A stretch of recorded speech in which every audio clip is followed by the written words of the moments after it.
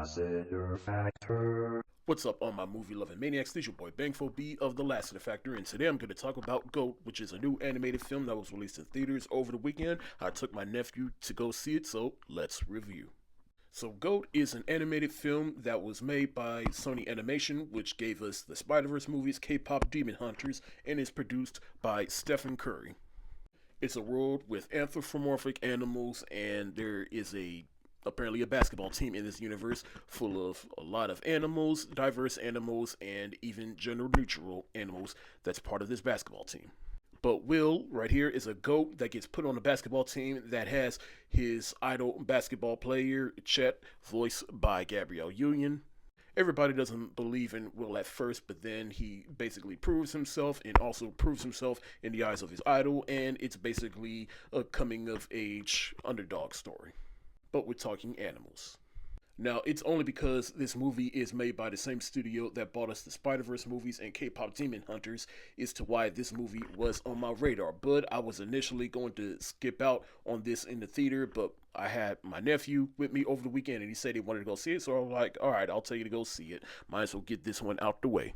And initially, I thought the beginning was a little bit slow. I was fighting asleep for a bit. In fact, there was a moment where my nephew had to wake me up because I was starting to snore. But at the moment I woke up, I felt that's when the movie was really starting to pick up and I was enjoying it the rest of the way through.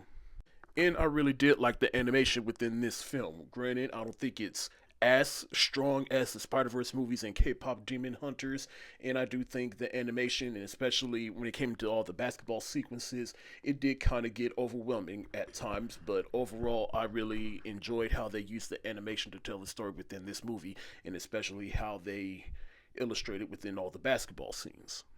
And of course, I really enjoyed the voice acting in here. You got Caleb McLaughlin, who plays the title character, and then, as I said earlier, Gabrielle Union, she plays the voice of Chet, which is this Panther right here, who is the star player of the team. And then, of course, you got Patton Oswalt, Nick Kroll.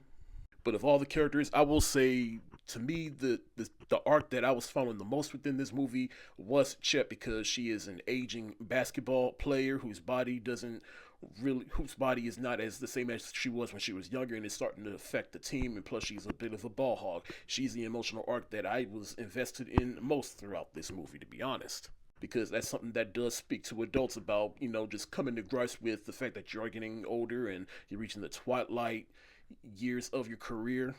But at the same time, there's still enough that kids can appreciate about this movie, about following your dreams and just changing the outcome of a team. My only real gripe about this movie is not just some of the animation being a little overwhelming at times, but it's just the fact that it is basically a generic underdog story. In fact, if we're being honest, just take away the basketball aspect of this movie, then it's basically just Zootopia, just with different animation. But overall, I still enjoyed GOAT. I think kids will definitely get a kick out of this, and if you're a basketball fan, you will also get a kick out of this. I'm going to give GOAT the thumbs up emoji.